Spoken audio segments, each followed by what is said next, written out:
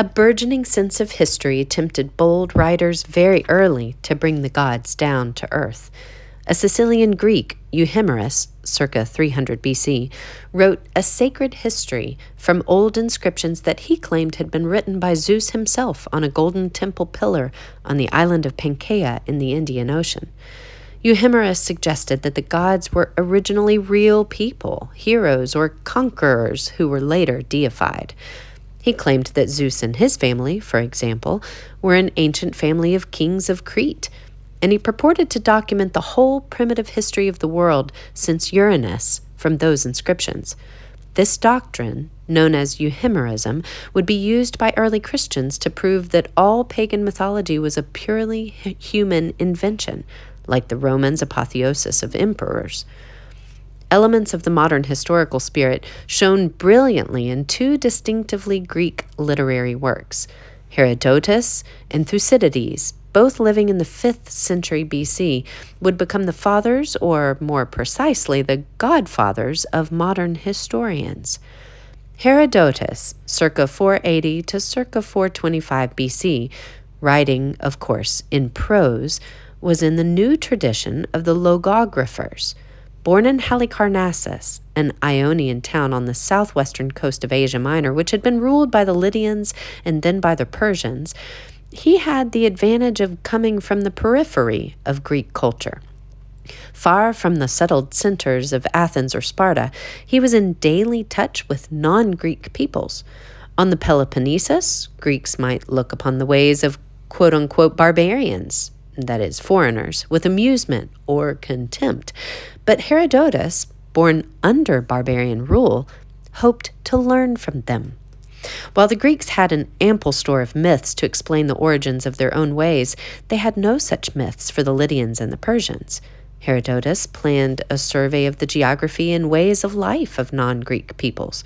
Traveling through Asia Minor, the Aegean Islands, Egypt, Syria, and Phoenicia, Thrace, Scythia, and eastward all the way to Babylon, he focused on the urban centers.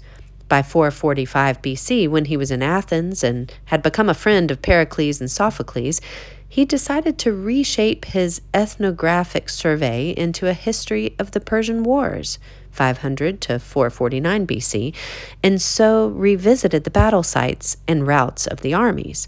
With no written contemporary accounts, no generals' memoirs, no war office documents, he had to piece the story together from oral tradition, travel, and observation. He observed dispassionately the variety of local customs, noting that men naturally preferred the customs into which they had been born.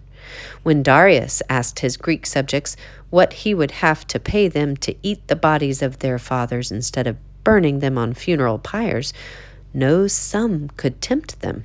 He then sent for some Indians, who customarily ate the bodies of their deceased fathers, and asked what would induce them to burn those bodies. But not for any price would they tolerate such sacrilege.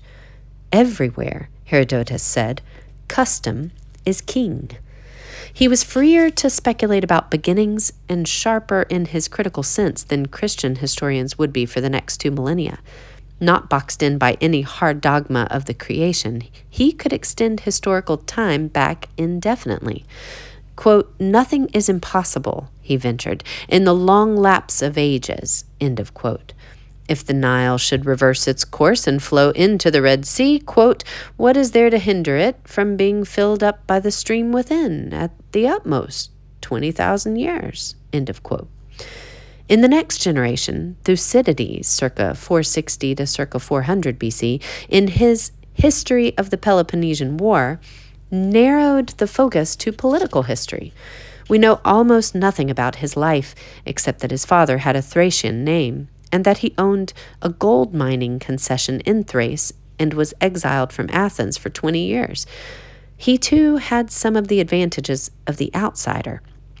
A young man in 431 BC, when Athens' next decisive war began, he determined to record its history and stayed with this task for 27 years. At the outset, he offered a credo for all later historians. Quote, "He must not be misled by the exaggerated fancies of the poets, or by the tales of chroniclers who seek to please the ear rather than to speak the truth. Most of the facts in the lapse of ages have passed into the region of romance. At such a distance of time, he must make up his mind to be satisfied with conclusions resting upon the clearest evidence which can be had. Of the events of the war, I have not ventured to speak from any chance information, nor according to any notion of my own. I have described nothing but what I either saw myself or learned from others of whom I made the most careful and particular inquiry. The task was a laborious one, because eyewitnesses of the same occurrences gave different accounts of them, as they remembered or were interested in the actions of one side or the other. And very likely the strictly historical character of my narrative may be disappointing to the ear. But if he who desires to have before his eyes a true picture of the events which have happened, and of the like events which may be expected to happen hereafter in the order of human things, shall pronounce what I have written to be useful, then I shall be satisfied.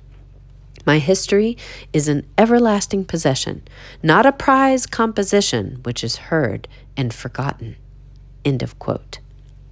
Although he outlived the war, his work was never finished. When his book was published posthumously, numerous others tried to complete it. Herodotus and Thucydides were not followed by other Greek historians of their stature. Historical inquiry in the modern sense, the search for the way it really was, simply to amplify knowledge of the past, did not have wide appeal to the Greeks in their great age. The Ionian Enlightenment, unlike the European Enlightenment of the 18th century, was not fertile in the works of history, though it did produce a rich imaginative literature and epic-making writings in biology, mathematics, astronomy, and medicine. The explanation lies partly in the phenomenal Greek genius for poetry, epic, and tragedy, which seemed to sate their emotional needs, and partly in the hypnotic charm for them of philosophic universals like Plato's dazzling ideas. As we have seen, even Aristotle, with his love of specifics, would not dignify history, precisely because it told no more than, quote, what Alcibiades did or had done to him, end of quote. And that concludes chapter 69. Have a lovely day.